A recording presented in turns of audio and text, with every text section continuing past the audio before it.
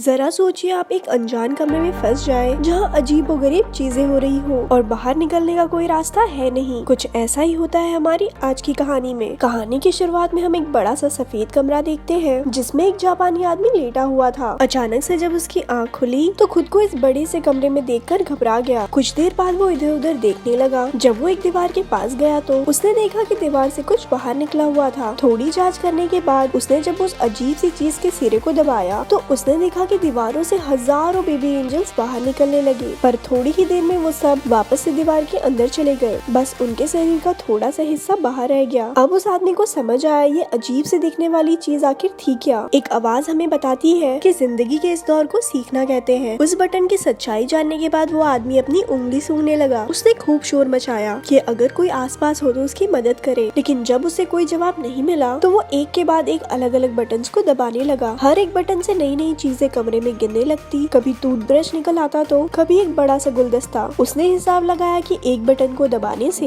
एक पर्टिकुलर चीज ही बाहर आती थी। उसने अपनी इस थियोरी को टेस्ट करने के लिए एक ही बटन को बार बार दबाकर चॉपस्टिक्स का ढेर लगा दिया, लेकिन अगले बटन को दबाते ही एक शॉपिंग कार्ट तेजी से निकला और जोर से उसके पैर पर लगा, जिसकी वजह से वो दर्द में चिल्लाने लगा। जब उसने अगले बटन को दबाया तो वो ट्रांसफॉर्म होकर एक बच्चे के पिछवाड़े में बदल जाता है, जिसने उसके मुंह पे पाद दिया। इसके बाद उसने अलग अलग बटनों को दबा दबा कर ढेर सारी चीजें इकट्ठा कर ली। जब वो एक बॉल से खेल रहा था तो वो जाकर एक बटन पर लगी, जिससे सुशी नाम की एक लजीज जापानी डिश बाहर आ निकली। वो खुश था क्योंकि उसे वाकई में बहुत भूख लगी थी। वो सोच रहा था कि सुशी के साथ साथ सोया सॉस भी मिल जाए तो मजा आ जाएगा, पर उसके बार बार बटन दबाने के बाद भी हर बार सिर्फ सुशी ही निकलती। तो वो चुपचाप जो मिला वो खाने लगा। खाना खत्म हो जाने के बाद जब उसने फिर से और मंगवाने के लिए बटन दबाया तो अब की बार एक सोया सॉस की बोतल उसके सामने आ गई। उसने गुस्से में बोतल को दूर फेंक दिया कि जब जरूरत थी तब तो आई नहीं। अगला बटन दबाने पर उसे 3D चश्मे मिले। चश्मा पहनकर उसे एक बेबी एंजल अपनी बटन की तरफ इशारा करते हुए दिखने लगा। ये देखकर वो बहुत खुश हो गया कि मैंने तो कमरे का रहस्य सुलझा लिया है। लेकिन बटन दबाने पर एक काउंटडाउन शुरू हो गया, जिसके आखिर में दीवार से एक बहुत बड़ा पिछवाड़ा बाहर आया और उसने उसके मुंह पे पाद दिया। थोड़े और बटन दबाने के बाद उसे एक किताब मिली जो उसे काफी मजेदार लगी। कुछ घंटों में उसने उसके 5 पार्ट पढ़ डाले, लेकिन जब उसने छठी किताब पढ़ने के लिए बटन दबाया तो 7वीं किताब बाहर आई। परेशान होकर उसने दूसरा बटन दबाया, लेकिन उसमें से भी 8वीं और 9वीं किताब निकली। किताब की चाह में उसने एक और बटन को दबाया, तभी उसे अपने पीछे एक दरवाजा दिखाई पड़ा। वो उसे देखकर बड़ा खुश हुआ कि आखिरकार अब वो बाहर निकल सकता है, लेकिन अपने इसी एक्साइटमेंट में वो यही भूल गया कि आखिर वो बटन था कौन सा। तो वो ऐसे ही कोई भी बटन दबाने लगा। पहली बटन दबाने पर एक अफ्रीकन आदमी एक दीवार से दूसरी दीवार की ओर भागते हुए गया। दूसरे वाले से उसके सर पर पानी गिरने लगा, लेकिन आखिरकार तीसरी बार में दरवाजा खुल गया और वो जैसे ही बटन को छोड़कर दरवाजे की तरफ जाने लगता वो दरवाजा बंद हो जाता। कुछ देर ट्राई करने के बाद वो समझ गया कि जब तक बटन दबा रहेगा तभी तक दरवाजा खुला रहेगा। वो रनिंग पोजीशन लेकर बटन पर खड़ा हो गया ताकि जल्दी से दरवाजे तक पहुंच जाए, लेकिन इससे पहले कि वो दरवाजे तक पहुंचता दरवाजा बंद हो गया। इसके बाद उसने बहुत से अतरंगी तरीके अपनाए, लेकिन किसी ने भी काम नहीं किया। उसने शॉपिंग कार्ट पर बैठकर जल्दी से दरवाजे तक पहुंचने की कोशिश की, लेकिन सब बेकार। इसके बाद उसने अपना दिमाग लगाया और एक गुलदस्ता उस बटन पे रख दिया, लेकिन वो इतना भारी नहीं था कि उसे दबाए रख सके, तो उसे अब गुलदस्ते को भरना होगा। उसने पानी वाला बटन दबाकर उसमें पानी भरने की कोशिश की, लेकिन पानी उसके शरीर के अलावा कहीं गिरता ही नहीं था। फिर उसने दिमाग लगाकर गुलदस्ते को सुशी से भर दिया। वो बड़ी मुश्किल से उसे वहाँ लेकर गया, लेकिन उसने गलती से उस गुलदस्ते को किसी दूसरे बटन पर रख दिया, जिसके बाद वो अफ्रीकन आदमी भागता हुआ आया और उसे टकराने की वजह से गुलदस्ता भी टूट गया। वो गुस्से और फ्रस्ट्रेशन में चिल्लाने लगा। उसने कुछ और छोटे मोटे पैतरे लगाए, लेकिन दरवाजा हर बार उसके पहुंचने से पहले ही बंद हो जाता। फिर गलती से एक बटन दबाने पर एक रस्सी नीचे आई। उसने हिसाब लगाया कि वो रस्सी से झूलकर जल्दी से दरवाजे तक पहुंच सकता है, और ऐसा हुआ भी। लेकिन जब उसने दीवार के पीछे दरवाजे को खोलने की कोशिश की तो पता चला कि इसे खोलने के लिए एक चाबी की जरूरत थी। वो दीवार के बंद होने से पहले कमरे में वापस आ गया। जब उसने गुस्से में दीवार पर एक लात मारी तो एक चाबी हवा में तैरने लगी, लेकिन दरवाजे की ही तरह ये चाबी भी बटन छोड़ते ही थोड़ी देर बाद गायब हो जाती। अब उसे कोई तरीका ढूंढना होगा जल्दी से चाबी लेकर दरवाजे तक पहुंचने का। लेकिन जब उसने चाबी वाला बटन फिर से दबाया तो दीवार में से एक कुत्ता बाहर निकलकर उस पर भौंकने लगा। वो फिर से कंफ्यूज हो गया क्योंकि सारे बटन एक जैसे तो दिखते थे। इसके बाद उसने सही बटन ढूंढकर उस पर सुशी का एक टुकड़ा रख दिया। एक दो बार फेल होने के बाद आखिरकार वो चाबी लेकर